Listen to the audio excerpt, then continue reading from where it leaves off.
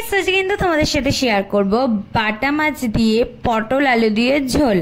ফার্স্টে দেখো বাটা মাছগুলোকে কিন্তু মা কড়া কড়া করে ভেজে নিয়েছে, আর এই বাটা মাছগুলোতে প্রত্যেকটাতে ডিম ছিল, আমার কিন্তু খুব ভালো লাগে।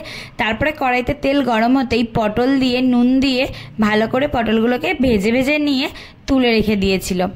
দেখো আলাদা একটা জায়গায় তুলে রেখেছিল। তারপরে কড়াইতে ফের একটু নুন আর আলু দিয়ে দিয়েছিল, আর নুন দিয়ে আলুটাকে ভালো করে ভাজা ভাজা করে নিচ্ছিল। তারপরে অল্প পরিমাণ পেঁয়াজ দিয়ে এটাকে ভালো করে নেড়ে চেড়ে নিচ্ছিল। দেখো তারপরে আর একটু নুন দিয়ে দিয়েছিল মা। তারপরে একটু হলুদ গুঁড়ো, পরিমাণ মতো হলুদ গুঁড়ো দিয়ে লঙ্কার গুঁড়ো দিয়ে ভালো করে নেড়ে চেড়ে নিতে হবে। আর অল্প পরিমাণ আদার পেস্ট, এখানে কিন্তু রসুনের পেস্ট দেবে না, শুধুমাত্র আদার পেস্ট দেবে।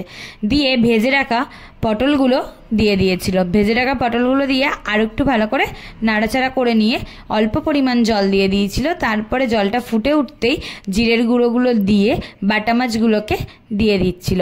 আর বাটা মাছগুলো কিন্তু বেশি করে তোমাদের ফোটাতে হবে, তাহলে কিন্তু টেস্ট বাড়ে আর বাটা মাছগুলো ভালো লাগে খেতে। তো বাটা মাছগুলো একটু বেশি পরিমাণ ফোটাতে হবে। তারপরে দেখো এখানে আমরা ভালো করে বাটা মাছগুলোকে ফুটিয়ে নিচ্ছিলাম। তারপরে আমাদের রেডি হয়ে গেল বাটা মাছ।